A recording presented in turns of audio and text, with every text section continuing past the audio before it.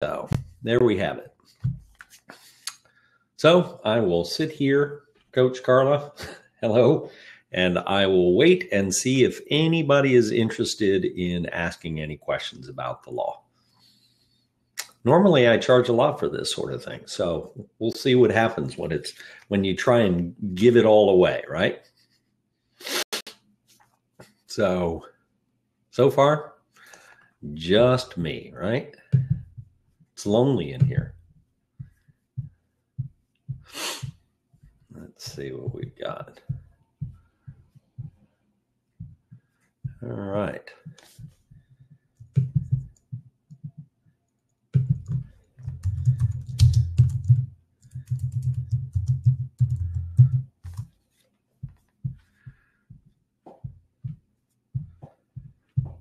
Let's see.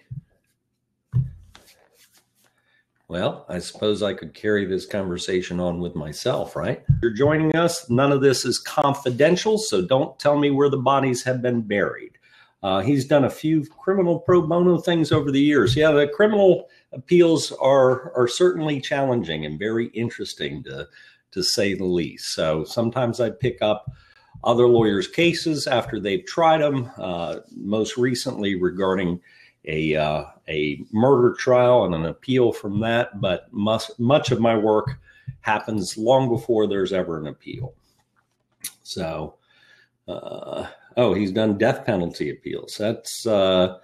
Those are challenging as well, and numerous. A lot of lawyers complain, and I know others in the system complain about the number of death penalty appeals, that they have a tendency to sort of backlog the appellate system. Of course, we'd rather err on the side of caution and give everybody out there the right to appeal their sentence, particularly when that sentence involves the death penalty. So always a very controversial subject there. So welcome to everybody else who has joined us in the last few minutes. This is Blabbing with a Lawyer. You can ask me any questions you have about the law, any comments that you may have. Last discussion I was having, folks were bringing up the issue of gun control. So for those of you who are watching right now, I toss it out for your consideration. What are your thoughts, particularly given the recent rash of shootings that we have had? What might be your thoughts on gun control? Okay, I've got a question here. If you have a record expunged, will it show up on a background check for a job? And the answer is no. About the only time your record would continue to show up is if you were going for some sort of secret clearance. If you've got your record expunged, that should take it out of any state and federal database.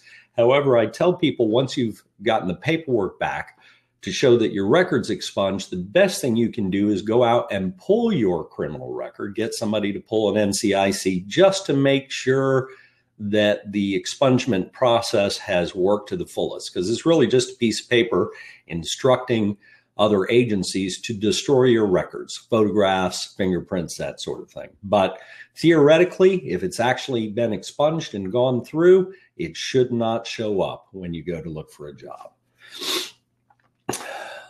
Kathy D., I am in Charleston, South Carolina. And of course, we made national headlines not too long ago with the shooting at one of our local churches there. So obviously this continues, gun control continues to be a very, very hot topic, not only nationwide, but particularly here as well in South Carolina. And I'm curious to get a feel for how others view the law in this particular area and what their thoughts might be regarding gun control. Different sides of that debate, obviously. Some people very adamant about their rights to possess firearms.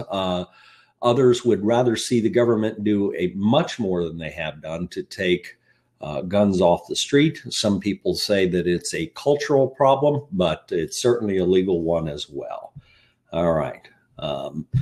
Again, for those of you who have joined, this is Blabbing About the Law. You're welcome to I've got an open seat here. Feel free to jump in, ask any questions that you might have. We're talking a little bit about gun control, but we can also talk about whatever legal subject you have in mind. Just Just remember that Blab isn't confidential. So as I keep saying, don't tell us where you've buried the bodies. Otherwise, the whole entire world is going to know about it. So, oh, okay. So you're in Washington. And you're writing here, this is PNWG, writing that they believe in the Constitution. Well, I certainly believe in the Constitution as well, as do many people. I guess the issue really becomes how you interpret those constitutional rights, including those rights regarding the right to bear arms. So for the viewers that I have out there, if anybody has a particular question, if you would like to join in the Blab, be my guest. You're right, Kathy D. The Constitution is certainly interpreted by others, including our court system, to decide whether those rights, such as the right to bear arms, extend. Let's see, we've got someone calling in here and join the Blab. And I see you you believe in the right to bear arms. Part of the question would be whether you would be willing to give up some of those rights in order to have, presumably, or hopefully, a safer society. So, Con, thanks for joining us today. How's it going, Stephen? You all right? I'm doing okay. Thanks for asking. Oh, cool. With you being a lawyer, right? I'm in the music business. What is the American punch on copyright at the moment? On copyright in general, the American views on copyright, we protect intellectual property, Con. We basically want to protect those artists that are creating original works and to encourage them to continue to do so by extending copyright and intellectual property coverage to them. Of course, you get into some gray areas, Con, when people start resampling or generating music that is very similar in nature to other tunes out there. And that's where we see a lot of the litigation and the disputes arise in terms of similarity. You're in the music business. Where are you, Con? I'm in the United Kingdom at the moment, and our copyright works on 50 years after the death of the composer. Then it becomes like public domain. Yeah, so anybody could use it, yeah. But I don't believe it like that in America. But I heard somebody did say if you make a mockery of a song, then you can get away with it on some legal little data. And I just didn't understand properly what they were saying and that, I gotcha. Well, we have some similar attributes. One is that, and I'm picking up some background there, Con, but one is that there is public domain over a certain period of time, much like there is in the UK. In terms of getting around the copyright on that particular issue, and for those of us joining, Con had a couple questions about copyright law in the UK, or here in the United States, rather. What it boils down to is if you are engaged in satire or educational purposes, then as he indicated, you can kind of get around intellectual property rights, such as Weird Al Yankovic, who does takes on various popular songs, but he gets away with it. I say get away with it. He does it in part because it's satire. All right. Kathy D., you wrote here that when some people don't agree with the Supreme Court, it's just 9 unelected lawyers. That is true. And also, you've written about copyright being a hot topic amongst designers in your community. I understand that to be the case. I really do. One thing that they ask young lawyers in law school is about where does the power of the judiciary, where does the power of the law come from? And a lot of young lawyers will raise their hands and they will start talking about a particular lawsuit, or they'll say that the power comes from the Constitution of the United States and that sort of thing. But if you think about it, the power truly comes from the people's belief that the system is fair and that it works. Doesn't matter what you call it, Supreme Court justices, Constitution of the United States. The power comes from our belief as a whole that the system is fair and that it works. And obviously, the legal system continuously takes a hit in terms of people's belief that justice is served. So for those of you, let's see, question, should blogs pursue copyright protection? And I would say, well, your blog is entitled to copyright protection.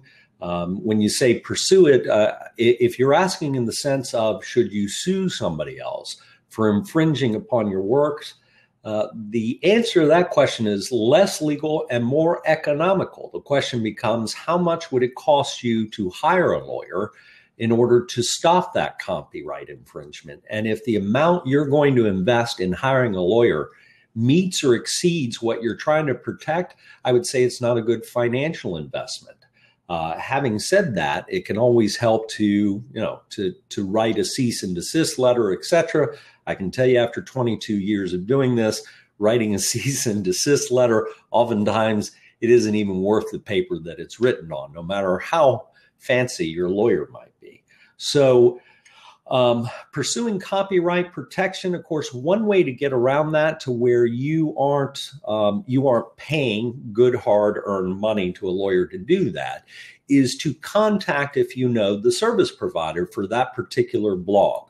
A lot of them have terms of use and restriction that prohibit people from doing that sort of thing, from engaging in illegal activity, and that would include infringing upon your copyright. So what I would say there is your first step should be to contact the hosting provider to let them know that there's an infringer on their server and ask them to restrict or take that material down. And there are some, by the way, as a side note, there are some Digital Act sort of standard letters that are going around the internet that you can use yourself to basically put them on notice of the violation. Let's see. What do we have? I'd be very concerned about any type of gun control. The criminals and the government will have access to guns. So should the people. Just your thoughts on that. And then I appreciate you sharing that. PNWG41, appreciate you sharing that. And of course, a lot of people share that very same view. And there's really is no clear-cut answer in terms of how this works. You know, part of the issue, at least in my humble opinion, is that American culture does fancy guns. They always has been that way for hundreds of years. And so I think it is not only just a legal issue of simply enacting more legislation to take guns off the street or to restrict access to weapons. I think part of it is a cultural issue as well, a bit of an American phenomena in terms of our fascination, love for, and use of weapons in the United States. Here in South Carolina, I've actually written a book that is published on iTunes regarding the law of weapons and guns here in South Carolina, everything that deals with concealed carry and possession and crimes relative to the possession of guns, etc. Certainly a lot scarier out there than when I went to school in terms of children bringing guns to high schools and things of that nature. So if anybody has any particular thoughts regarding gun control, and this is for those of you watching, just a topic that I threw out there for your consideration. Of course, I'm more than willing to answer any questions any of you might have out there regarding any particular legal topic. And for those of you just tuning in, just a reminder, Blab is not confidential. It is live. So don't tell us where the bodies have been buried, so to speak. So Kathy D writes that gun control doesn't mean taking away all guns. This is true. This is emphasis on control.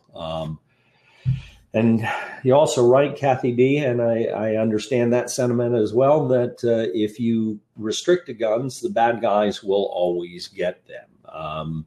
Some of the bad guys are not tied to the mob or to the black market and so on. Some of the bad guys are regular people like you and I who have had fairly easy access to weapons. One case in mind is the recent shooting here in Charleston, South Carolina. I was interviewed by a local television station regarding how easy it was for that young boy, last name Ruth, to be able to acquire a handgun, and actually received one in error because the background check, even out of Quantico, Virginia, the process failed and allowed him to get a gun. So he didn't just pick it up on the black market. He actually purchased it before he used it. And of course, here we go. Little fellow, just keep the guns, just make the bullets really expensive. Of course, that is certainly one way to do it, or to restrict the sale of the bullets. But I will tell you, little fellow, what I have observed with those who are interested in that sort of thing is as soon as they catch wind that the price is about to go up, things of that nature, or there's going to be some sort of restriction on the sale of weapons and ammo, I think the manufacturers and those who sell arms, accessories, bullets, etc., really like that sort of thing because it seems to drive sales through the roof as soon as that takes place. Bonnie Manis, thank you for joining us today. I know, Bonnie, those of you who are on Google Plus, I used to do a Google Hangout on Air that was a regular event. And Bonnie, it's good to see you here on Blab as well. Kathy D writes, I don't buy the mental illness argument. Most of the shootings are from angry young white men.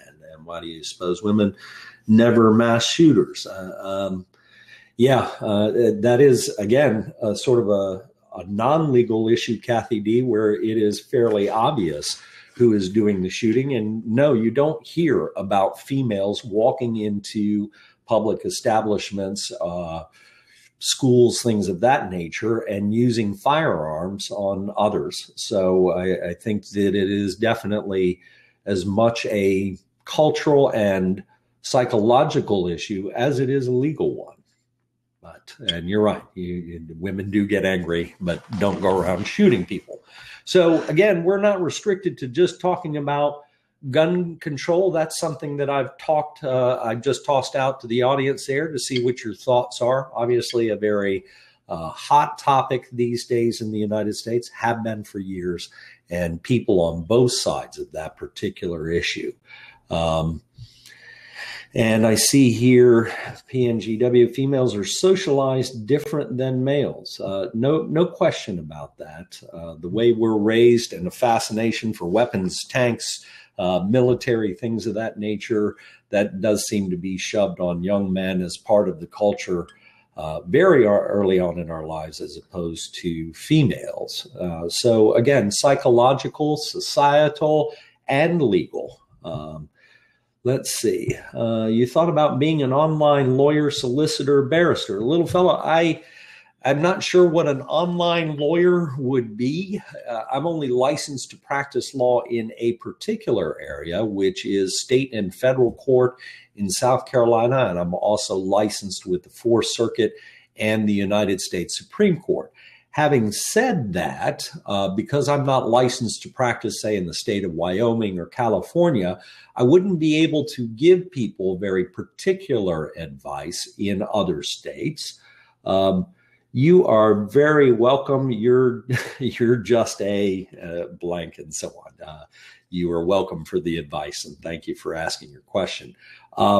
But going back to doing this online, Skype and that sort of thing, there are restrictions essentially because I cannot be a lawyer in all places. I would have to be licensed there. So I can talk about the law, I can talk about legal issues, but as I tell folks when I speak to them and they're from other jurisdictions, if you have a very particular question, you always need to consult with a lawyer who is licensed to practice in that particular jurisdiction. So let's see what we have here. Franchise. Yes, we could franchise this. About the closest I've gotten to that is I used to do a show with another lawyer. It was called Legally Speaking.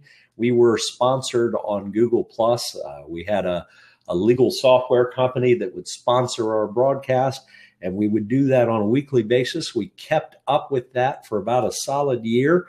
And then, of course, as just kind of got busy with some other things. But now that Blab has come along, I see this as also a good medium to reach out to folks, answer questions, and do that sort of thing. So part of this is to test out and see if there is an interest, as there is here with viewers, to listen to a lawyer blab on, to ask questions, to join in. So again, I invite you to take a seat if you like, post your comments here, ask me any questions that you have. I'm not boasting, but I usually get paid good money to answer these questions. So here we are, free lawyer today. Anything you've got on your mind, just hit me with it. Let's see, getting them to speak is never a problem. That's right. Kathy D, I accept service of that because I'm not running out of anything to say, even though I'm the only one on camera here. So ask away, ask away. Mike Phillips, thank you for joining us. Anybody want to take an open seat? If your hair is done up and you're freshly shaven, jump on camera and feel free to join us. Say a few words is a dangerous thing to tell a lawyer. Kathy D, this is something I learned very early on in my in my practice. If I get in front of a jury, I never make the mistake other lawyers going, this is going to be a short trial, or I just have a couple more things to say. There's always something else to be said. So trying to be upfront about the fact that it may be a long trial. So let's see, what are a person's rights if a relative dies as far as their assets go, like a grandparent and everybody is fighting over the property? Thanks for asking that question. And part of that answer does depend on what jurisdiction you're in, meaning what state. In the United States you might be, because while the laws regarding probate in the states is generally somewhat familiar from state to state, there are some peculiarities, and you're in Oklahoma. I wish I could speak directly to Oklahoma, but let me just say this. The rights in part are dictated first and foremost by whether that person has a will or not. If someone passes away and they have a will, and that will is valid, that's going to indicate where the property is going to be distributed in the general sense. Now, if they passed away, without a will, then the law follows that particular state and usually passes down. For example, if it was a grandfather that passed away, he was still married to a woman, then the estate is going to go to his wife. If the wife has passed away, then generally speaking, then the next of kin, their direct descendants, you start splitting it up amongst them. And then depending on the state that you're in, say there are two children of that marriage and one has passed away, half may go to one child and the other remaining share may go to whatever children they may have had. So it really just depends. Question, what is a valid will? Well, again, this depends on your state. In some states, it might be good enough to pen out your will on a napkin and have a single person witness it. Here in South Carolina, there have to be certain things that are done to witness that particular will to prevent any sort of fraud. And if those requirements, legal requirements, aren't made, then the will may not hold up. Where we see this, you are very, very welcome. Where we see this as being an issue is when you have someone who is elderly and infirm, and you have a family member that pressures them to enter into a will or to change their will. And in that case, the will may not be valid simply because the person making it wasn't of right sound of mind, that they were coerced into doing that. So let's see, am I able to open more seats if you need? I showed that I have an open seat here. I'm not really sure why I don't have 4 open seats, but anybody's willing to take the open seat that I have here, feel free to jump right in, okay? Let's see. For those of you, Brandy, others that are joining us, thank you. This is basically legal talk. You can ask me anything you'd like about the law.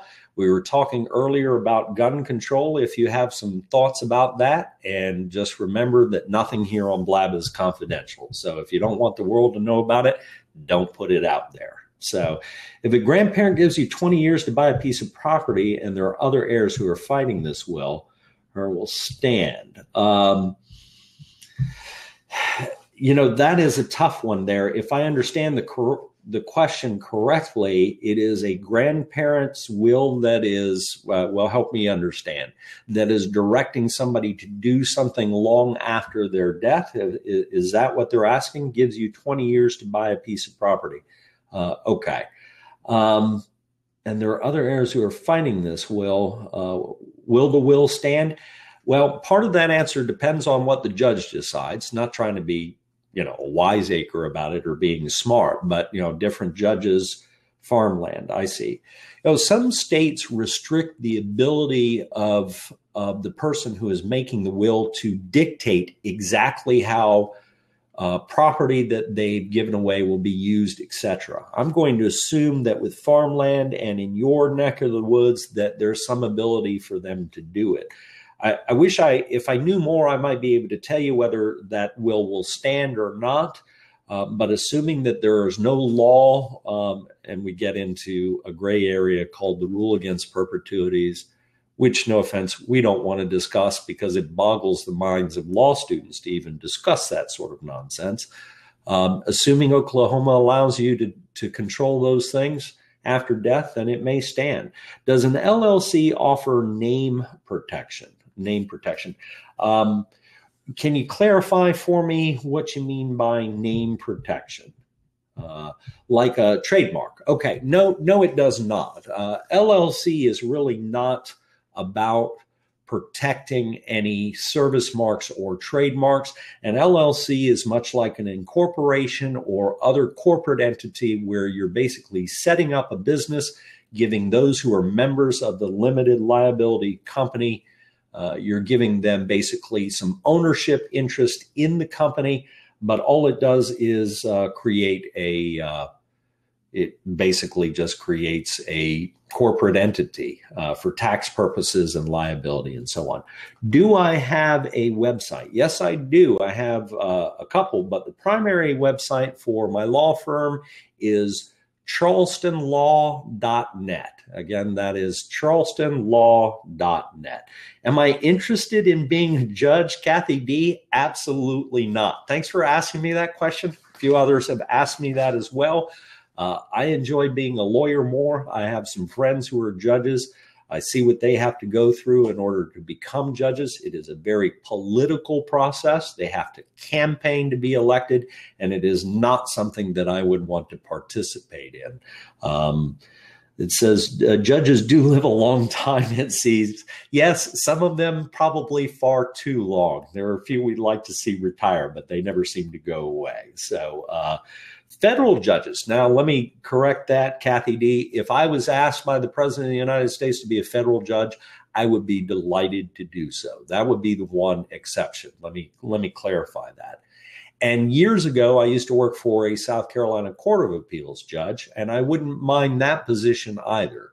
But you'd have to spend many years on the bench as a circuit court judge at the state level, which is not something I would be inclined to do. Okay. I have friends who have received that call and none refused. Kathy D, if they call me tomorrow to become a federal judge, then all of you can say sayonara because I will sit on the federal bench. That is a lifetime appointment and a good position to have.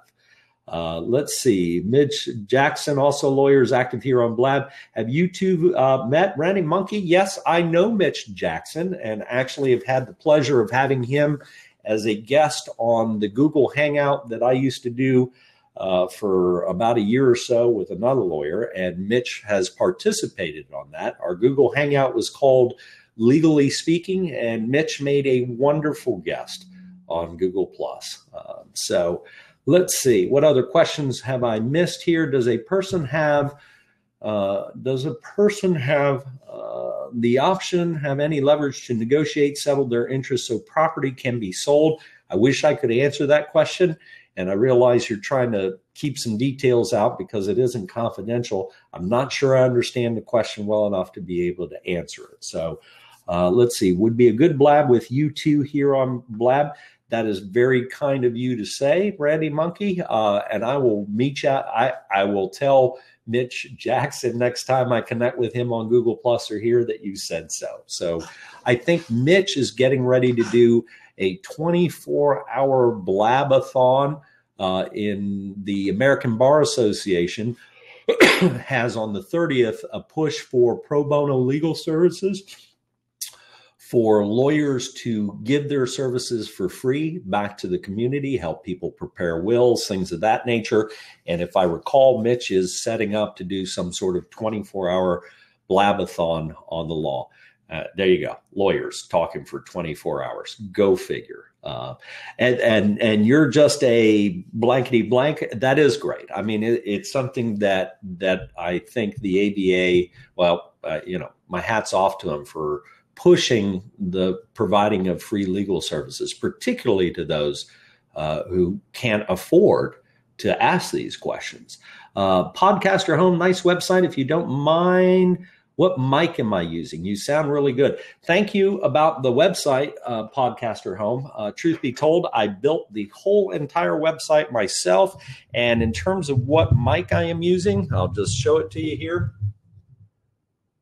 This is a Yeti Blue mic, does a wonderful job. It's got different sound fields. So if you are looking to podcast, set up your own Blab, Google Hangout, what have you, YouTube videos, I highly encourage you to get it. It's a USB mic and it works wonderful. Do I use Periscope? The answer is yes, I do.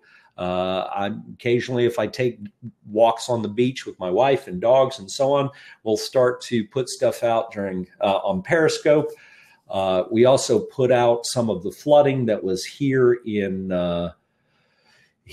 Charleston, South Carolina, and surrounding areas. As you know, if you've been following the weather, we've had some significant flooding in this state, and so I will Periscope and throw some stuff out. Unlike Blab, though, obviously, it doesn't live beyond the actual presentation. It's hard to let people know that you're getting ready to do it, so it's kind of random.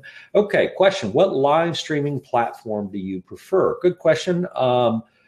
So not a legal question, but I'm happy to answer it. I am beginning to enjoy Blab. I think the quality of it is nowhere as near a high level as Google Hangouts on Air are. But if you've ever set up and conducted a Google Hangout on Air, they're super technical to set up and do properly.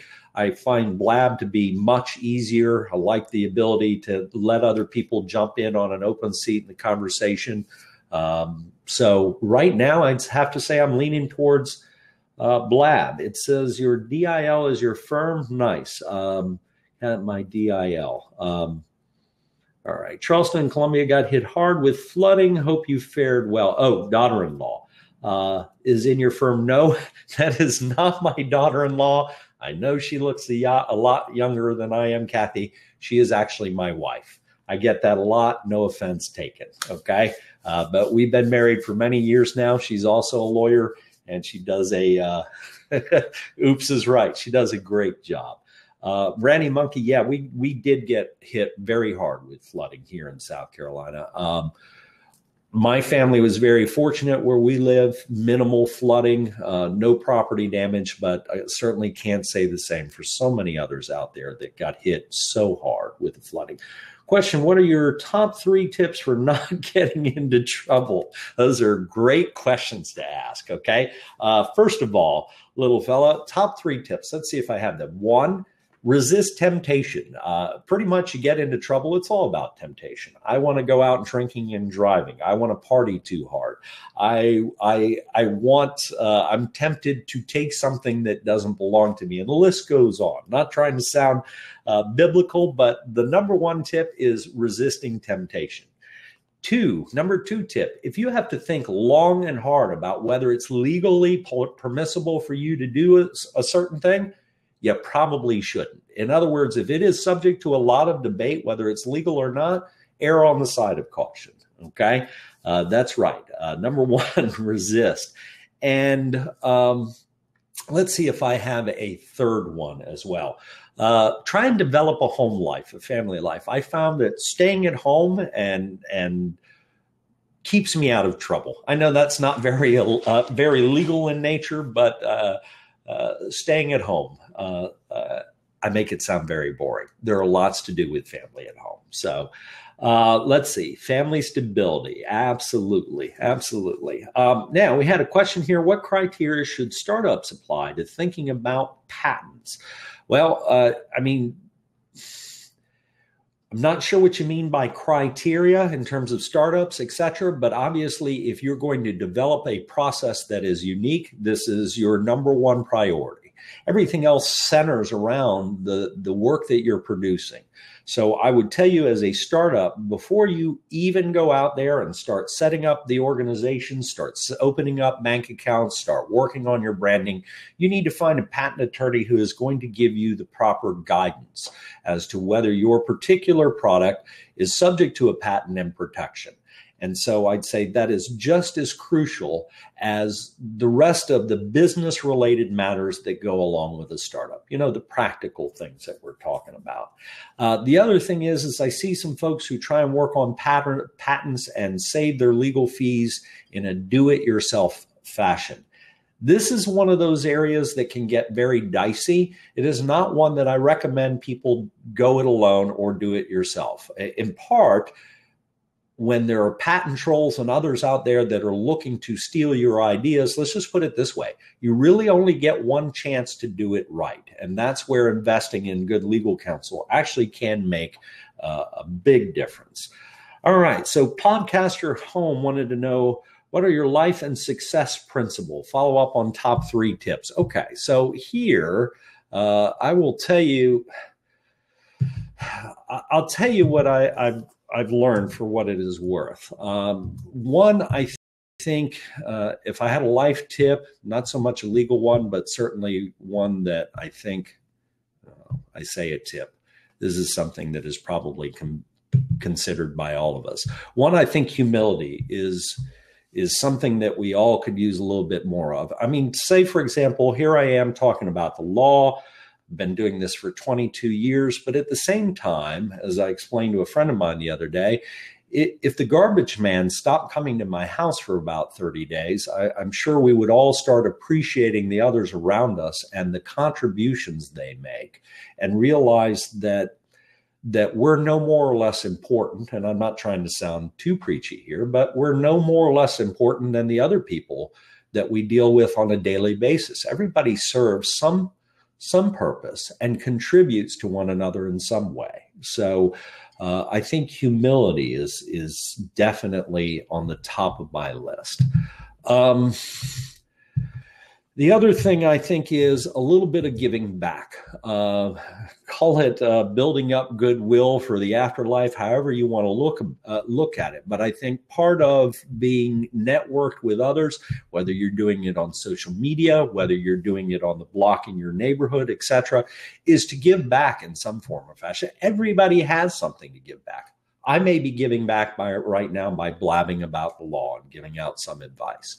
My wife and I, for example, do a lot of volunteer work with animals and rescues and pet therapy, going to visit with the elderly, with our dogs and so on. And everybody else has something to contribute. You may not realize it. Maybe it's your time. Maybe it is your labor, but giving back is definitely, Branding Monkey, its own reward. It truly is. So number 2, reseed is a great way of putting it. Number 3, I think it is recognizing the importance of the relationships that we build with friends and family. Everything else we have in life, material possessions, etc., and not to sound too zen to the entire world out there, but it is rather zen, which is that emphasis on those things that are material, and it's easier to say this when your bills are paid, but overemphasis on the material world tends to kind of bring misery. How's the saying go? To compare is to despair. When you're always looking at your neighbors to see what it is that you don't have, you're never truly satisfied with all that is right there in front of you. So those would be my 3 biggest. So we've got some new viewers joining us here. And thank you all for watching. I'm hoping someone will take an open seat. Feel free to join me. So it's just not me on camera here, but also feel free to Podcaster Home. You are most welcome. Also, feel free to put any comments you have out there. I'll answer any legal questions that you have. I just want to remind those folks who are joining us right now that obviously this is live, so nothing is confidential. As I keep saying, don't tell us where you buried the bodies, because if you do, the whole world is going to know. The cat is out of the proverbial bag. I have no camera. I'm on my desktop. Can't jump in. Hope someone does. Well, Brenny, it's still good to have you just making comments in the sidebar there. And as I say, anybody who wants to jump in, you feel free to do it.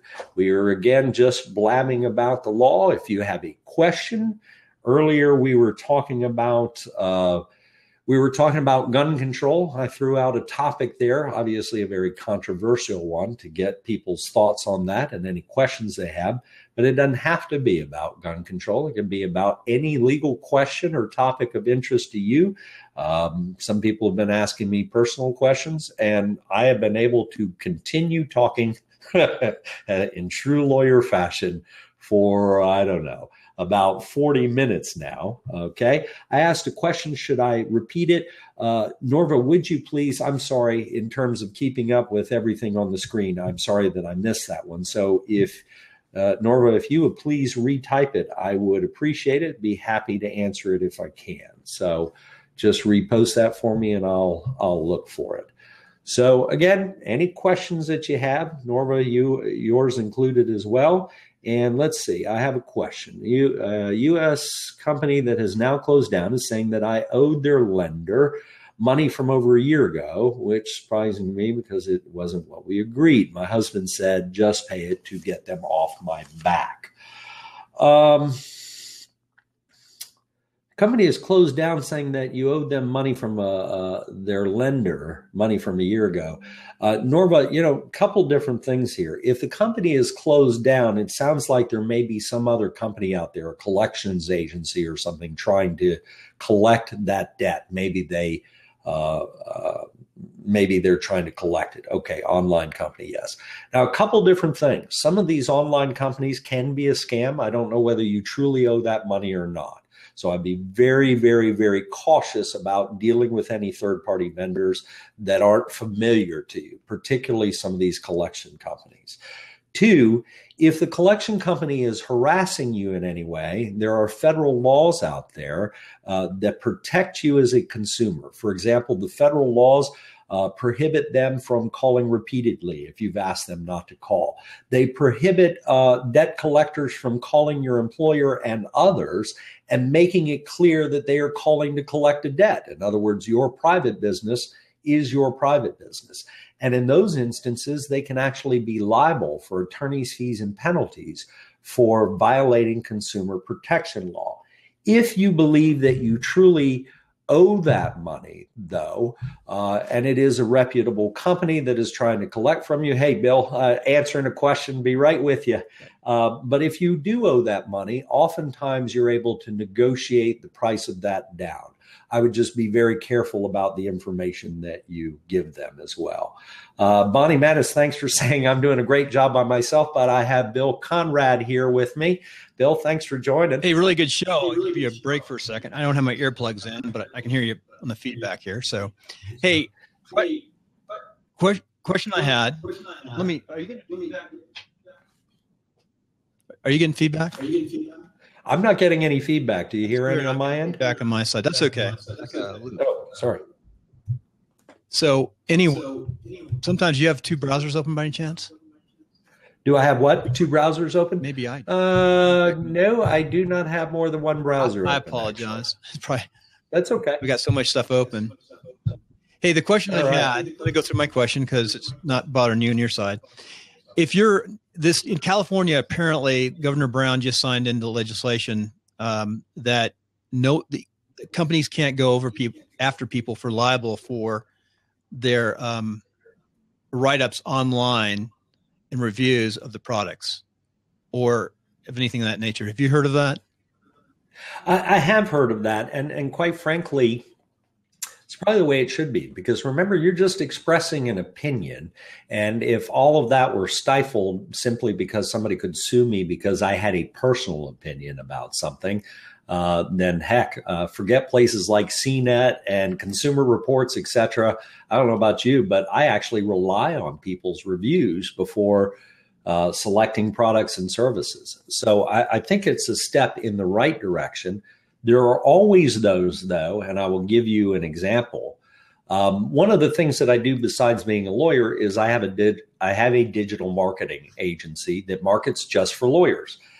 Some of our clients are not lawyers, though, and recently dealing with one where there was an incident in a restaurant that happened to be the client, and the patron that went to the restaurant started an online campaign and managed to get close to 500 people to leave negative reviews on Facebook within a 24-hour period.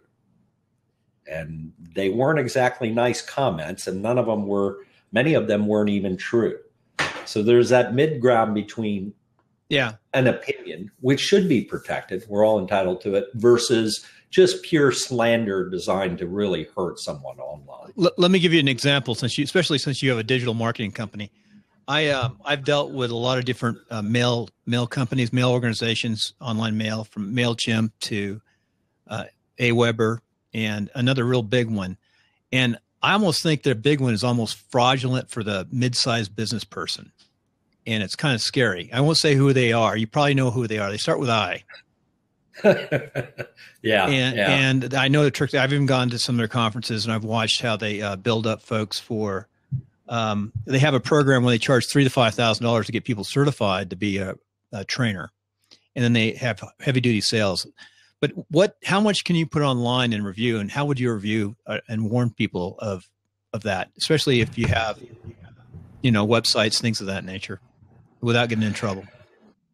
Without getting into trouble. Well, first of all, you don't want to say anything that is patently untrue. Correct. I mean, that's your number one. And it probably goes without saying, but that includes embellishing the truth. If you've never actually had a meal at a restaurant, yet you're leaving a Yelp review about a bad experience you had, obviously that being a false statement, that could be actionable. And so generally speaking, keep it true and keep it to your own personal opinion. You can start to tell the difference between a personalized review saying, I've had the following dealings with company X, and here's my experience. And you can start to weed out when you see some of the negative reviews that are just these generalized statements. So I think in part, keeping it truthful, keeping it accurate, and keeping it based on your own personal opinion should keep you out of trouble.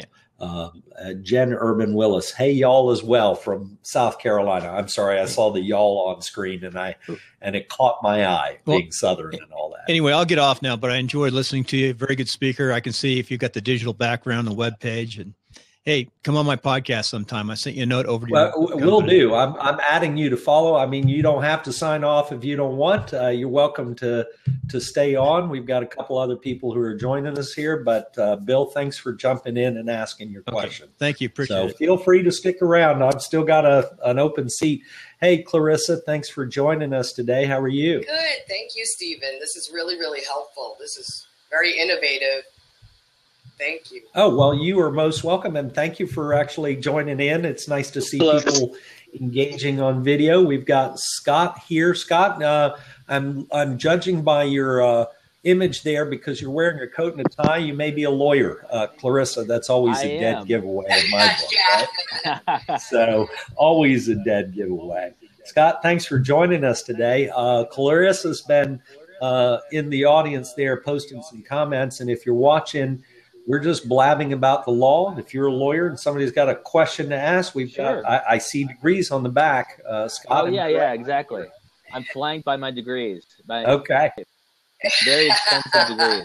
Yeah, the printing them up is the cheap part. Getting them framed is the expensive end of things, right? Exactly. Scott, where do you practice law? All right, we lost Scott for a second, but hopefully we'll get right him downtown. Back. There's actually the. All right.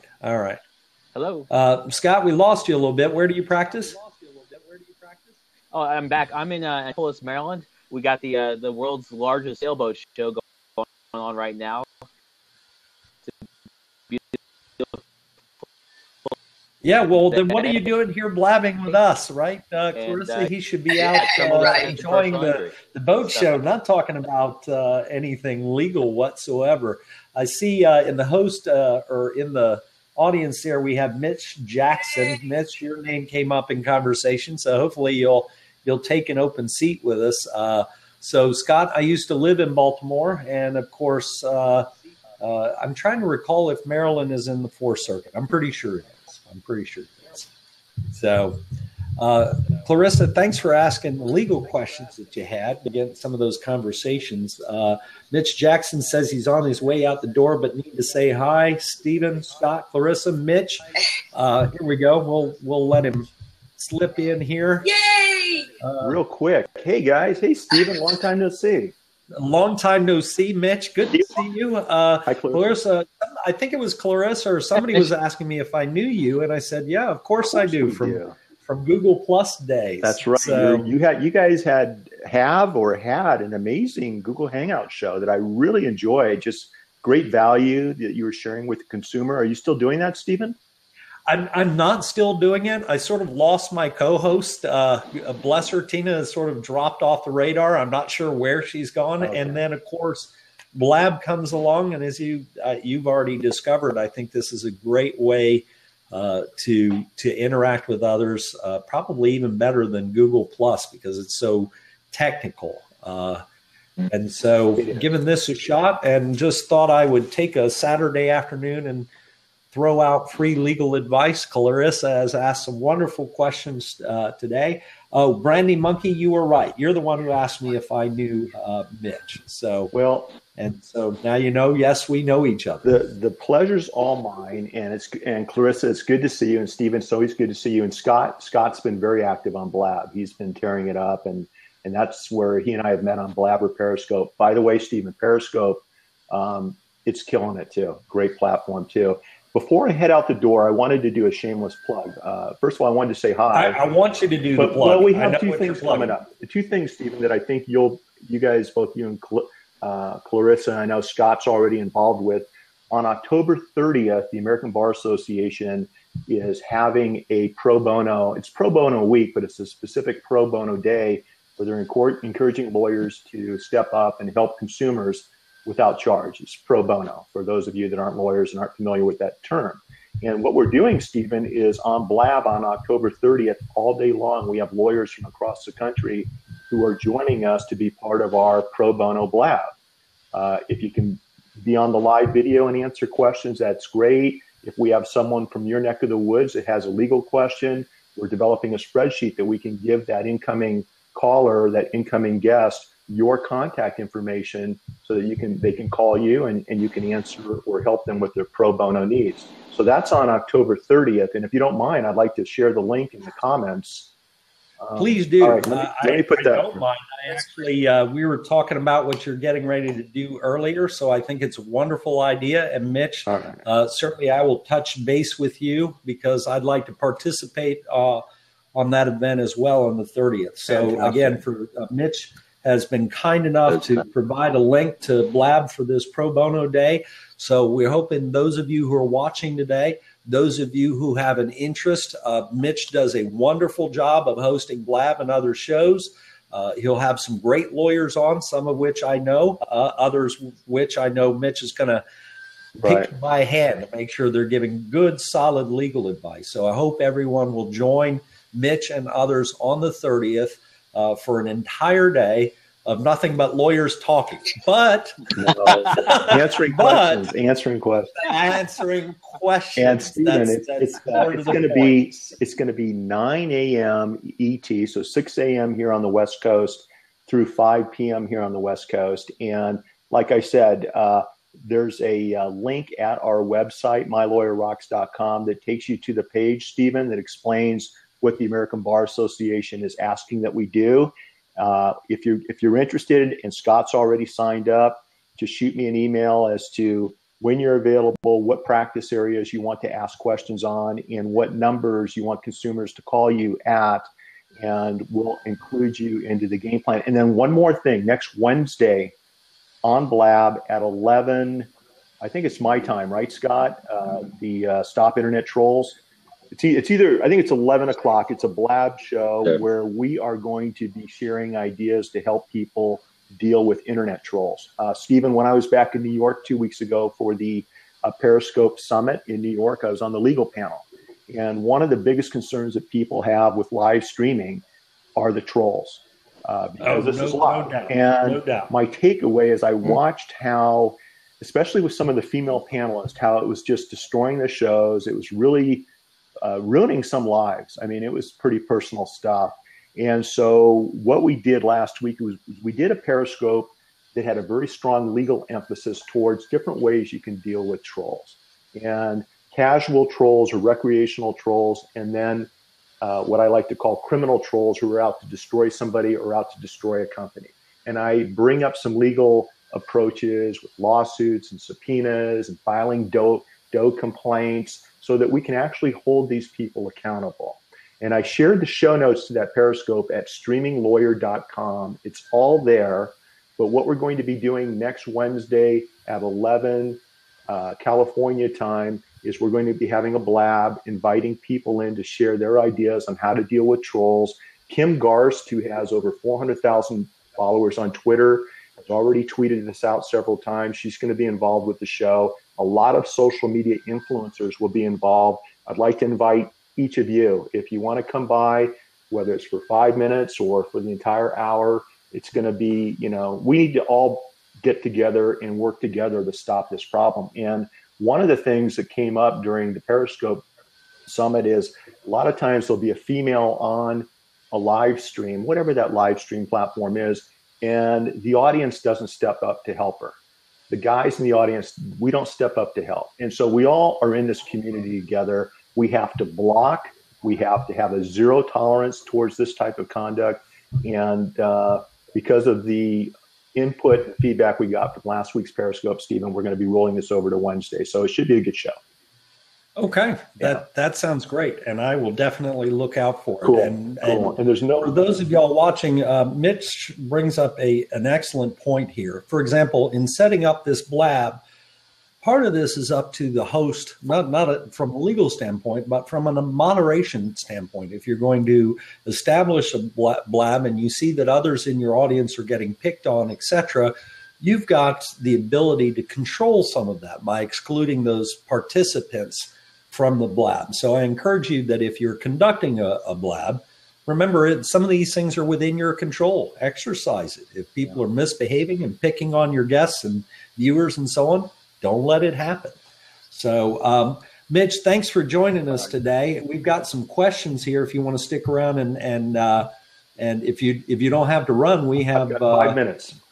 Okay, so we've got. Let me go back through the list here because while we were blabbing, somebody wanted to know basically if they could set up a gambling site by using a server offshore. Here's the thing. I don't know whether in your particular neck of the woods it is legal.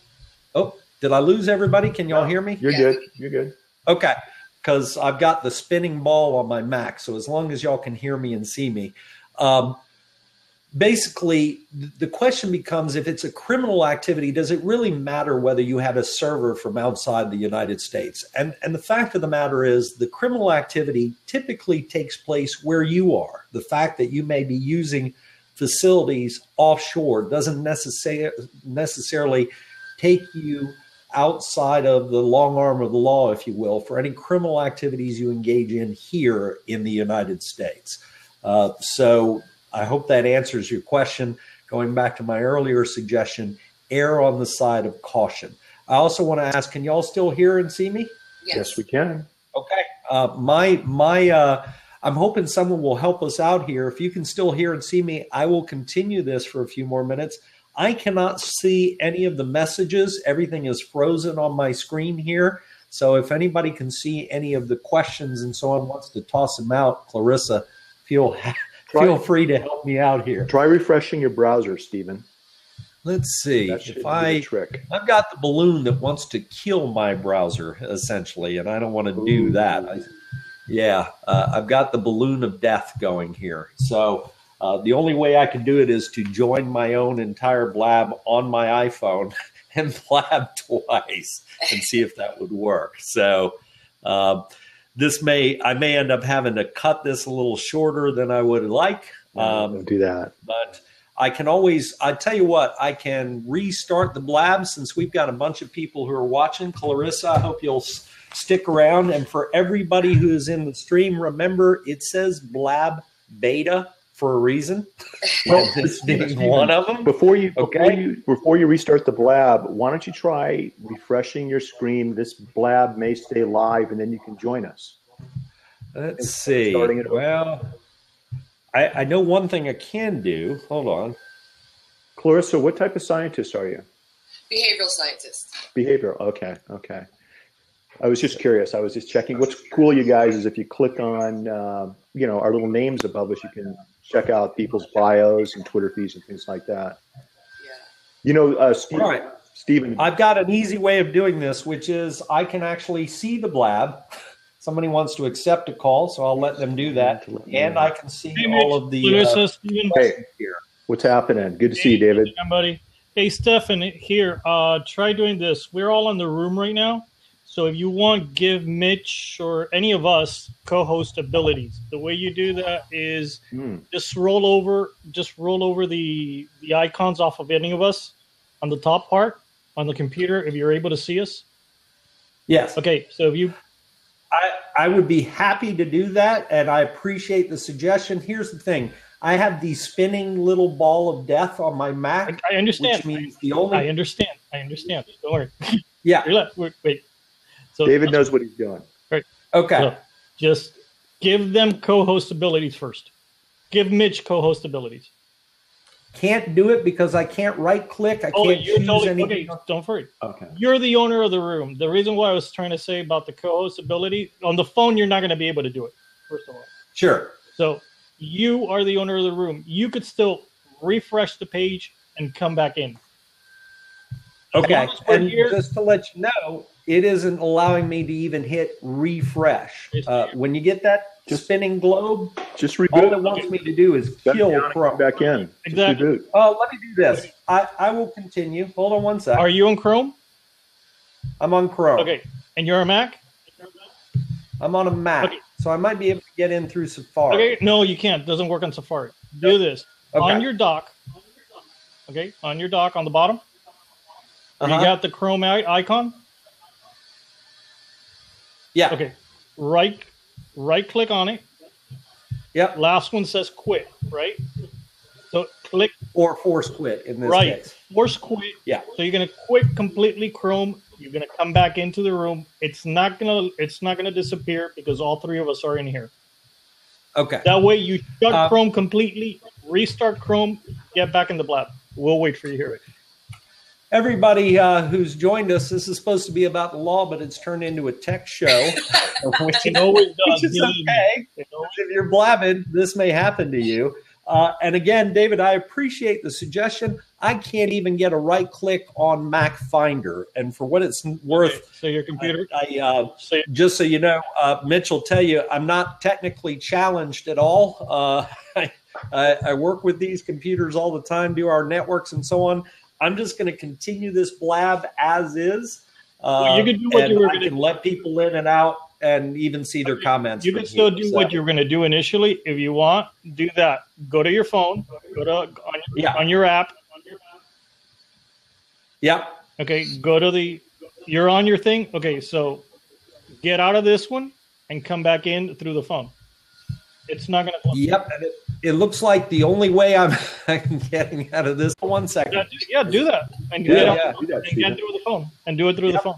You know, while Steven's doing that, it's interesting because one of the reasons I jumped on Blab this morning, you guys, is I'm on a home Mac desktop I've never used for Blab before, and I wanted to see how everything worked because, David, as you know, a lot of times you have to accept, privileges and give permissions, and I was just curious to see how smoothly this loaded up, and it worked really, really well.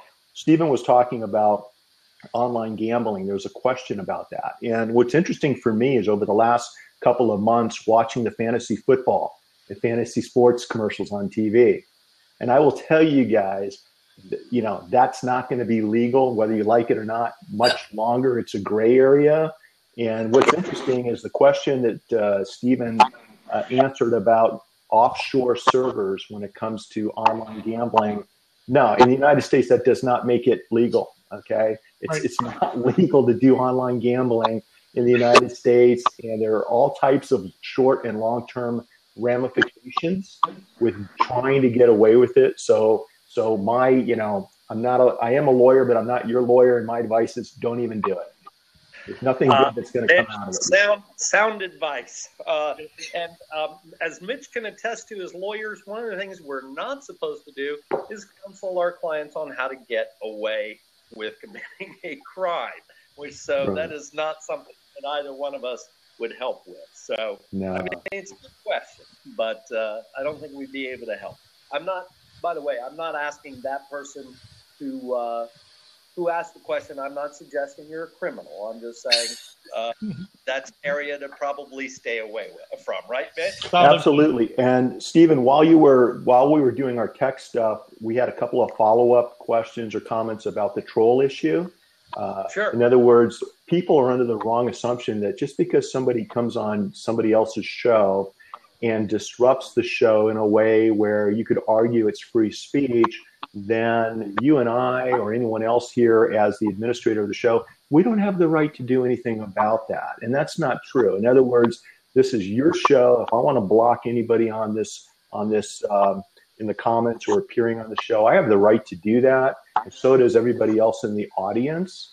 And there's a difference between putting up with somebody that's on a recreational level, is just trying to, you know, disrupt the program. Drop a few F-bombs, make a few inappropriate comments. That's one thing. It's another thing where somebody tries to ruin somebody's life or destroy somebody's business. And those are the things we're going to be covering and showing people how to deal with it. I mean, right now there are trolls that are being blocked, they're being shut down, and they're being put in jail. And people don't realize that. You can actually deal with these knuckleheads if you know how to go about doing it. It's not always easy, but it's necessary, I think. We have to make I totally agree with what you're saying. The only issue with that right now as Blab is being, you know, works, the only one that could block or do what you're saying is if you're the host or / co-host. If you don't have any of those abilities, you know, you can't do it.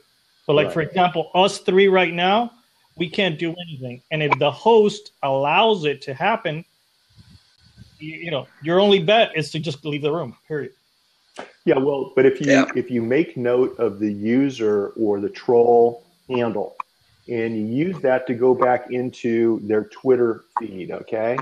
And what I've shared are some template letters that you can actually use to send to Blab, to send to Twitter, notifying them that this user is violating their terms of service agreement, and then setting up the next 3 or 4 steps. It's not easy, but it can be done. Well, the reason why, when you were earlier on the other Blab, that I told you to give me the link to the troll Blab that you're going to do on Wednesday, because I was talking to a young lady actually super late at night. Believe it or not, she's actually in the police. She's not in the police department. She's actually in training now to get in. So she is actually, I don't know if you heard the situation that happened a couple of weeks ago about this guy that was banned from Blab. It was all over. Okay, this guy is sort of kind of like borderline pedophile type thing. Okay, is that a gray area? It's a very long story. I don't know the whole story myself. That's why I'm saying like this. Well, apparently this person, everybody that was involved in that particular Blab, which actually was even recorded, he goes into these people's Twitter's accounts and starts blasting them. I mean, like literally blasting them. Interesting. So that's why I told her to, you know, go into your thing, because she's one of the people that she is being targeted right now. Yeah. Listen, here's the thing. There are ways to deal with trolls, everybody. And when I heard and was listening to young ladies from the stage sharing their stories as a father of 2, my daughter's 21, It's inexcusable. We can't allow this to happen. And there are ways to make the platforms step up and take the next steps. And so that's why we're trying to actively make this information available. Hey, guys, listen, I've got to run the police officer thing. I don't know if you guys caught my I jumped on a Blab yesterday with 3 police officers from California. Fantastic. I mean, that made my week to see how these officers are using live streaming to bond and connect and engage with their communities. That's what live streaming is all about. It's really powerful. And what I was just going to say, David, is I shared their Twitter handles in my Twitter feed yesterday. And if you're, and so we if anybody connected with them the day before. Perfect. Okay, good. I know exactly who they are. Ed, myself, the whole gang, Jay, we all like connected with them like the night before. We brought him in the next day when you came in. Isn't that cool? I mean, I just love what those guys are doing. So anyway, there's a great connection to police officers. Absolutely. Okay, guys, I got to go. You guys, Steven, take care. Hey, Major. Melissa, we'll see you. Thanks for joining us, guys. Mitch. Goodbye. Have a good day. All right. We have here. I'll jump out so you have more seats available so you can do your stuff. I just wanted to help you out. I just wanted to help you out. I saw you a little bit. Thanks for your help. I'm getting ready to reboot here, but I'll just keep going on my iPhone. So awesome. Take it easy. All right. Hello. Can you hear me? Yes, Brett. Before you ask your legal question, I want to remind you that Blab is live. There's nothing confidential about it, so feel free to ask away. But remember, the whole world could be watching you. So, yeah, I appreciate your advice and suggestions. I do shows as well, and it's one of the reasons I'm having problems. I do a show on my. Brandy, thank you. Enjoyed having you in the audience. I'm sorry. Go back to what you were at. Okay, can you hear me? I can. I am sort of jumping into the Blab here on. Oh boy.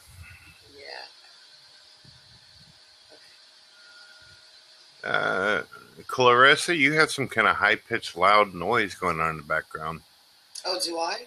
Yeah, it's weird. Can you see me? Hey, can you hear me? Am Yes, I back? Sorry about that. All right, Whoa. that'll always do it. Okay, we're back. Okay. All right, Stephen, are you? Brett, go ahead. Ask your question. I'm sorry, you must be having some kind of lag or whatever. Are you a lawyer, by the way? I am a lawyer. I've been doing it for 22 years. Okay, my issue is that I've got a pretty popular show on YouTube called God TV Radio where we talk about theology, our beliefs in God, and all that.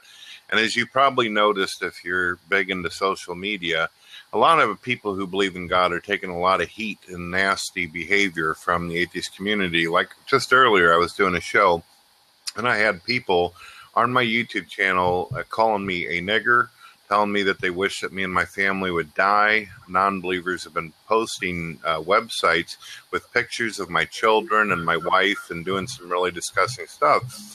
And I tried contacting lawyers in my local area, but I live in a country-type area 17 miles south of St. Louis.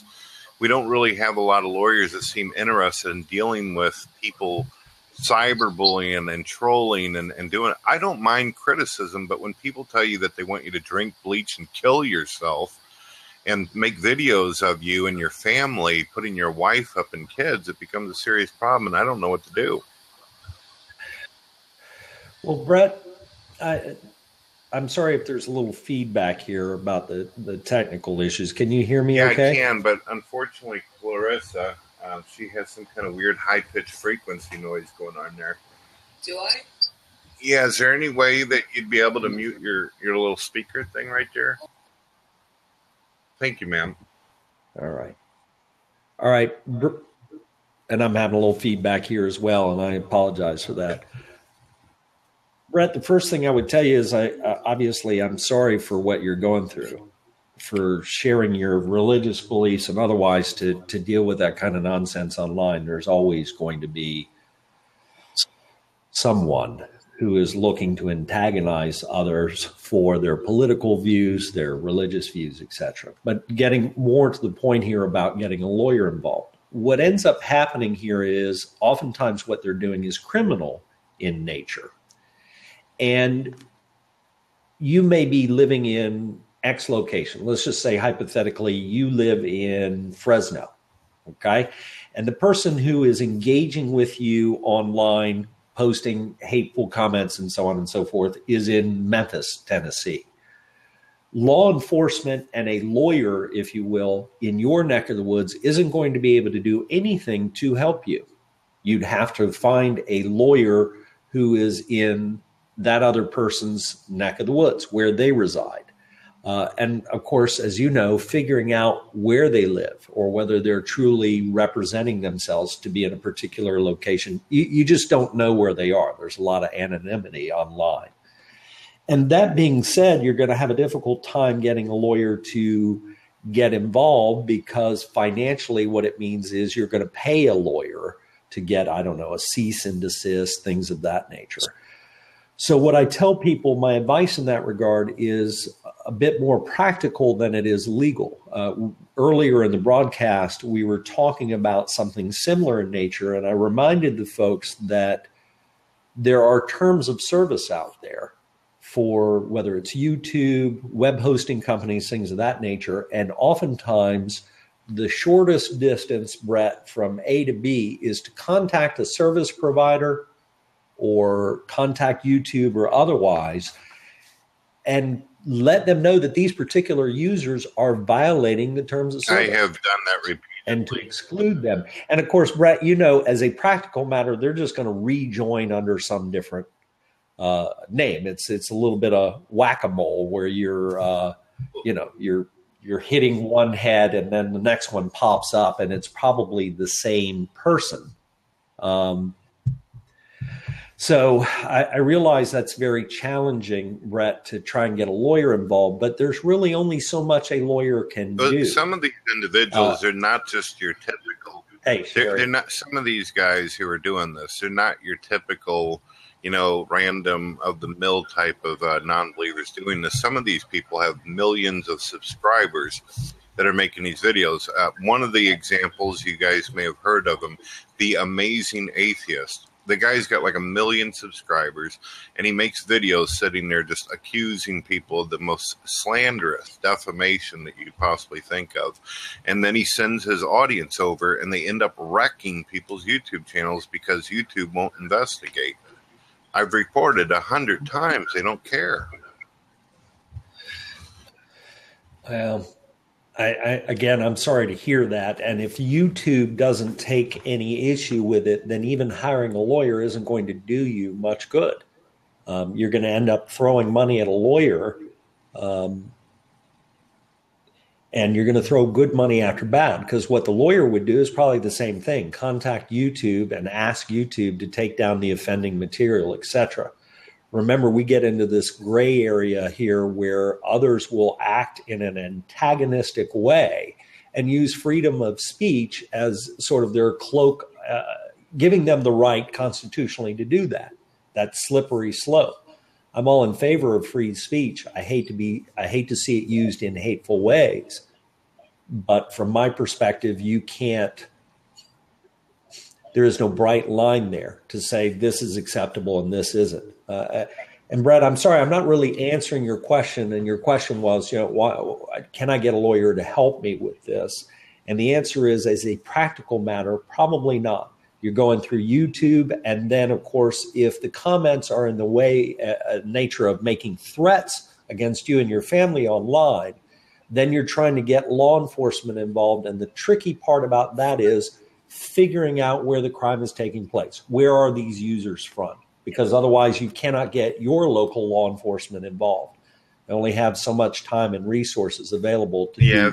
I've had numerous death threats done to me every time this clown does a live show coming at me all hard.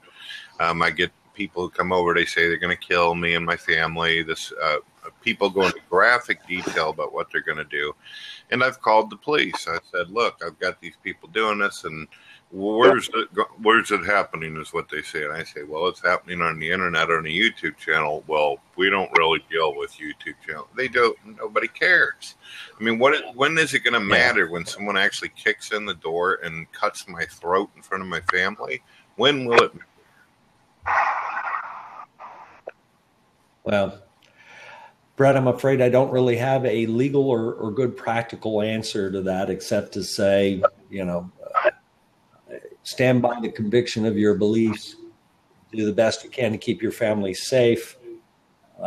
I wouldn't give up just because YouTube is ignoring you. I would not give up on contacting them to share whatever hateful comments and threats you're receiving.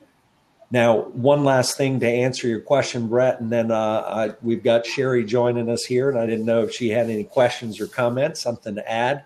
And we've got Brad Wilson joining us as well. But, Brett, you may be able to get a local attorney to write to YouTube on your behalf.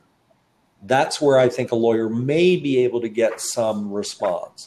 I'll tell you, though, YouTube being part of Google, don't expect them to jump through burning hoops just because you hire a lawyer to write a nasty letter. They are Google after all. Well, Steph, I appreciate your advice and suggestions. I'm going to get off here so other people can hop on, but I do thank you for caring enough to listen to me and trying to give me suggestions. Thank you very much. You are very welcome, and thanks for sharing your question with us, too. My best to you and your family. You too. God bless. You too. Hey, Sherry, well, hello there. Well, first off, I want to say thank you for holding this blab, and I think it's really neat for you to come on and answer people's questions. What I wanted to say, because I don't have a question, is that I love Blab, love it, and I like their approach of allowing as much expression as possible, okay, without cutting people off, okay? But we, as the consuming public, also, and in this instance, I'm referring to the host, have a responsibility to do what comes with the designation host. And Blab, I don't know about Periscope and some of the others, YouTube it's the Wild West, okay? But Blab has given the host the tools, and I've hosted some Blabs where some trolls have come in. They've given you the tools in terms of being able to see who's getting ready to come on, being able to block the person from coming on, and ultimately to kick the person out of the room. So if you're going to host, then you as a host need to assume some responsibility. And I'll also say it's not only women that it's happening to, it's happening to everybody. So again, we can't expect Blab to be everywhere. Now, I'll add a caveat to that and basically say, if you've tried, as the host, have tried all those things that I mentioned, you can do @help, and then someone will come in to assist you. So you as the host, and I'm emphasizing this, you as the host have a certain amount of responsibility in terms of what is occurring in your Blab, because I think, Stephen, you pointed out just how hard it is to nail somebody down, to take some type of legal action. And I'll say this last part. We as individuals have to keep in mind, there are always going to be these negative people, that if you were a stand-up comedian, they're called hecklers. Okay. So a certain amount of thin skin, because I know one of my very first Blab, I told some of the people, because we didn't have the tools at that point. Somebody came in and he started acting up, and I said, just ignore him and this, that, and the other. And he called me Aunt Jemima. Okay. No. I rolled. I thought it was hilarious. And that wasn't the response he was expecting. And we went right on. Sure. And after he realized that he hadn't shut me down, and he went away. Okay. So, and he also gave some information about himself. It wasn't a young person, because basically young people don't know who Aunt Jemima is. So this was an older person, 40 or higher. I know. Right.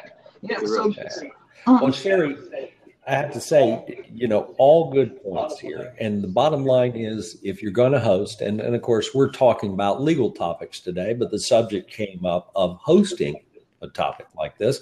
If you're going to be a good host, and for those of you who are joining and listening in, as Sherry was pointing out, a good host is going to manage their show, because that's essentially what it is. They're going to ensure that folks are respectful to one another. I'm not trying to run a show here today that is controversial. We may discuss controversial topics, but that doesn't mean that we can't do it in a polite fashion, right? And also, as the host, I have the ability, as do others, to kick people out of the conversation. I'm surprised we don't have more trolls here, because I put out something going, okay, blab with a lawyer. Let's just put it this way. We're not exactly people's favorites to have conversations. Yeah. I how does it go? Audience, even Shakespeare nice said, was it in, I forget which play, where, and this is in the 1300s. They say the first thing we're going to do is kill all the lawyers. You know what? Actually, that is a comment that is taken way out of context, but that's for another day. Sherry, we had Screamwax here, I think, had a legal question, and I wanted to make sure that he got an opportunity to. Oh, you're welcome to. I'm not kicking you out. You're welcome to stay, but I want to give Screamwax a chance. And Scream, before you ask your question, I want to remind you, the obvious, this is live. So if you tell us where the bodies are buried, the whole world's going to know. So I'm a lawyer. I'll answer questions, but I want to make sure we're clear on that subject. I'll start off with there's no bodies. So what do you have? All right. So I have two questions in particular. The first one is, I'm going to be going into a job that's a trade. So I'm a cosmetologist and I do hair. We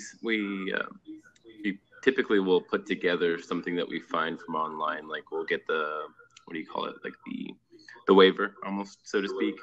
Like, they sign it, saying that we're not responsible for anything that happens, such as XYZ.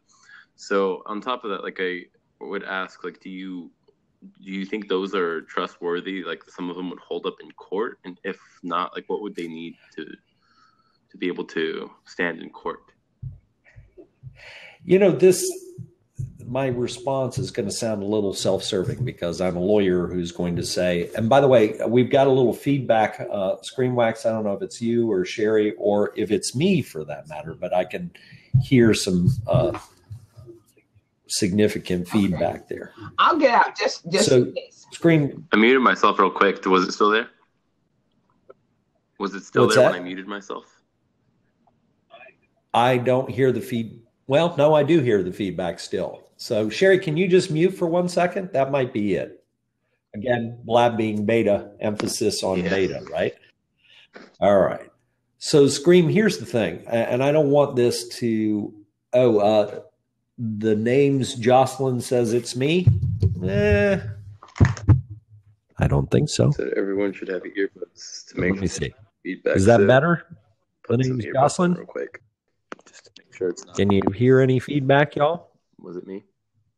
All right. So here's the thing, Scream. Most of those forms are junk. And particularly the reason being is every jurisdiction's different. Some jurisdictions may allow you to disclaim any liability, like if somebody's hair falls out, they get the wrong color, that sort of thing. Other jurisdictions may have laws that say you can't disclaim certain types of liability, you can't disclaim warranties, and you see these forms out there that are sort of a one size fits all. And I will tell you, you're saving some money by doing it yourself.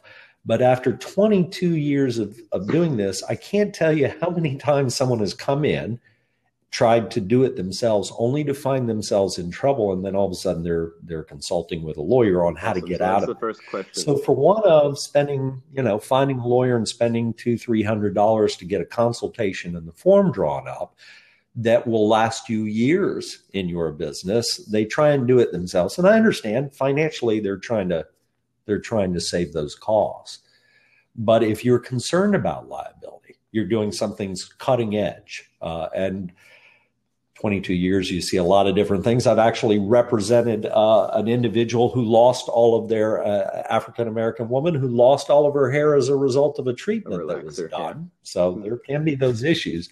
I'd take a few minutes to meet with a local lawyer just to make sure if you're starting with a new answered perfectly. And that's not a self-serving statement because I'm probably not in your neck of the woods, so you can't meet with me, right? But that's really good, though, to know, because I was wondering, would it be a waste or would it just be good to just go on and get one? Answered the first one perfectly, if I'd say so. So the second one would be, I know, let's see, for example, if you're an artist or you're in a touring band or things like that, if you're going to hire a lawyer almost to be like on call, what are the rates? I know the rate would differ, but typically what would a rate be to have one on call? That really just depends on how long the lawyer's been doing it, what particular area they're located in. Some larger cities, I've seen lawyers charging upwards into $1,000 an hour. Smaller cities, whatever the market will bear, it might be a few $100s an hour. I think if you find the right lawyer, they're not going to necessarily require you to park a bunch of money. What I tell people like yourself who say, I need to ask a lawyer a question on occasion, what can I put on retainer? I tell them, look, I'm not going anywhere. You can pay as you go. You don't have to park several $1,000s with me just to pick up the phone and talk. We'll deal with it. Almost like a deposit. So for business lawyers, those who are going to talk about ways to reduce liability for your salon and so on, and if you don't mind me asking, what state are you in? Yes, sir. In Texas? Could it be $200-300 or more an hour? It could. You just want to shop around. There are young lawyers who are good at what they do, and they don't charge as much because they haven't been doing it as long. So, but this is one of those, an ounce of prevention is worth a pound of cure. Pay a few $100s now to make sure that you've got everything set up right. Your business model, your disclaimers, all of that, versus pay a lawyer in the future when things go south. You're going to pay much less upfront. A disadvantage to try to cut out something to where you pay them monthly and then you pay them an additional amount if they have to overlook a contract or something like that? Is that possible? It just depends. Each lawyer is going to do it differently. In other words, some may say you don't have to pay me anything up front until you actually need me. Some may put you on an hourly retainer. It really just depends on the lawyer and their practice. There really isn't any set way of doing that within our profession. Thank you. I really appreciate your help. You are more than welcome. If you feel free to follow if you like. I'll be broadcasting in the future. Not that you're going to have legal questions every day, but you never know. You never know. All right. Good luck with your business there, ScreenWax. Have a wonderful day. Sherry, what can while I was sitting there listening to ScreenWax, something came to mind. How can someone get around a lot of these arbitration clauses? Or is there a way? Well, this goes back to depending on your state. And the question, folks out there, is arbitration clauses. And what we see is that a lot of contracts are going to have an arbitration clause in there. And let me explain to those who are unfamiliar what arbitration is. Arbitration is like going to court, only there is no judge there. Instead, a third party neutral is paid or hired to be the judge, the arbitrator. The rules are a little bit relaxed in that particular venue, unlike in a courtroom where the rules of evidence are going to be strictly adhered to, etc. The arbitrator can do things he or she can do it in a bit more informal fashion. And you will see these contracts now have these binding arbitration clauses where consumers are giving up their rights to jury trials and to appeals and that sort of thing and being forced into arbitration. Here in South Carolina, you are not subject to arbitration because we have a statute unless you put a disclaimer prominently on the contract saying it's subject to arbitration pursuant to this statute, bold, capitalized, etc. If you don't put it on the contract, then from a state law standpoint, no arbitration. Having said that, if the contract involves interstate commerce, then it may be subject to a federal arbitration clause and still enforceable, even if it doesn't meet your state laws. So to answer your question, Cherry, if they're asking for arbitration and it involves interstate commerce in any way, they're likely going to be able to enforce arbitration. Well, the only reason why I brought it up, I had some work done on my car, and it started out, the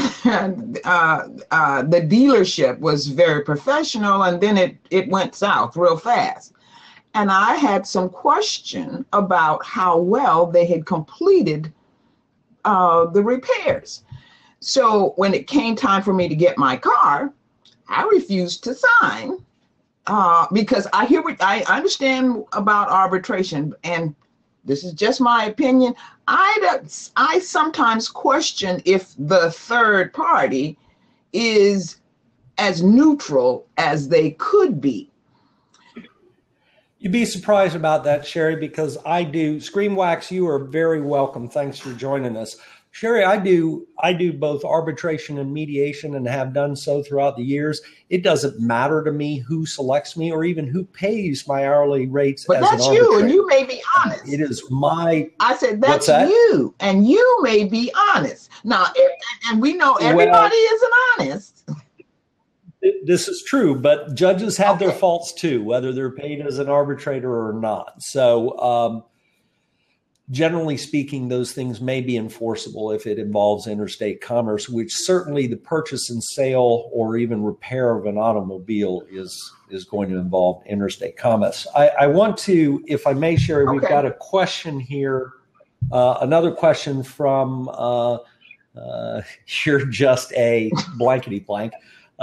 I've been doing research on some of the phrases I have created as concepts for my biz. One of the phrases I created exists as a book title. Can I still copyright that phrase and service? It's an algorithm I designed, which is very different from what the book covers. I'm not sure that I understand that question in the sense that is this, when you say doing research on phrases I've created as concepts, are you going to use this in your business name? Is this something you're talking about doing some online SEO? I'm not really sure how it is you're using that information. So if you can explain that to me, I may be able to answer that. Norva, you're a trained mediator as well and practiced for years. Wonderful to hear that. I enjoy doing mediation, and the bulk of the mediation work I do is in family law, trying to help divorcing couples come together, particularly when there are children involved, to get their differences resolved. So going back to you, Cherry, I'm a big fan of alternative dispute resolution and keeping these issues out of the hands of judges and jurors. In most instances, it is cheaper, it is faster, and in the instance of mediation, you're able to come up with an agreement that both parties live with. I can tell you that's a heck of a lot better than paying lawyers to fight and putting that decision-making in the hands of a judge or 12 strangers who are going to decide your fate. So there's a lot to be said about alternative dispute resolution. I'm not questioning that. And I agree with you from the family law standpoint. But anyway, back to my deal. I refused to sign. So, they did a song and dance and tried to make me feel guilty and this, that, and the other, and I still refused to sign it. And they finally gave me my car. So I'm wondering, if I didn't sign, then what are my rights? If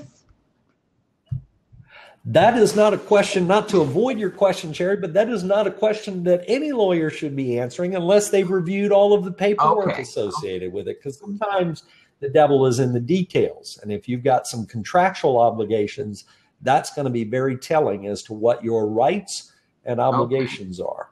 So it's a good question, but unless I were able to look at the documentation, not one I'd be able to answer or should answer for that matter. All right. So going back to your moniker is making me be, I'm trying to be real polite here. MC Phillips is right. You cannot copyright just a phrase. So the question is, how do I protect the name I call the algorithm? Clarissa, I know, I just want to mess with you here. Clarissa joined us a few minutes ago. The algorithm, in terms of protecting the algorithm, that is a process that may be subject to other intellectual property rights. You're not copyrighting it, okay? In that sense. But I need to know a little bit more about what you mean about the algorithm versus just a particular phrase itself. King of Blab, I disagree. Not really sure what you're disagreeing with, but it is a free country, even if you're abroad, right, Sherry? It's you go by Cherry or Sherry? Everybody either wants me to be Sherry or Cherry. So, it's Sherry. All right, so we had Boss here saying, my boss told me to watch a coworker. He told me he suspects him of drinking alcohol on the job. Is that legal? Am I liable in any way? First of all, it's not a question of is it legal to drink on your job? And I don't mean to sound like a wiseacre. That's a really stupid thing to do. You don't need a lawyer to know that. If you're drinking on the job, you're going to get fired. And of course, your employer certainly has a right to give you the boot. The fact that your boss has asked you to watch someone else and to report to him, again, that's legal as well. No rights of privacy in that regard. When you go to an place of employment and start drinking, you're subject to review by your employer for your actions there. King of Blab says, no offense, I disagree on everything. Way to go, King of Blab. All right. Question. So you practice family law. Diana, I actually, for 22 years, I have done many, many different things. It is civil law, business law, family law, consumer law, criminal law. I'm sort of an older breed of lawyer that does a lot of different things, and I like it that way. Keeps things challenging and moving. Never really wanted to focus on any one particular area. Having said that, family law is definitely a primary area that I practice in for a number of years, and I have actually written a book on family law in South Carolina that is out on the iTunes bookstore. All right, folks, I have been, and Sherry, I have been blabbing here.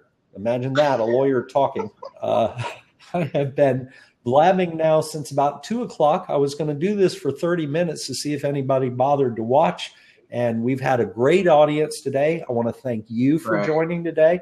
I want to thank everybody, Clarissa, MC Phillips, Diana White, everybody who has joined today. Norva, thank you very much. Please do contact me. I want to thank everybody who joined us today. I'm going to plan on doing this again, so I hope those of you who may be interested will follow me in the future. And I hope everybody enjoys the rest of their weekend. If you have any questions, please reach out to me. But you've been blabbing with a lawyer today. Thank you all so much. Palmetto Brad, thank you as well. Sherry, I am saying that wrong. Thank you. Fred Nelson, thank you as well. And again, goodbye, everyone, and we'll see you soon, hopefully.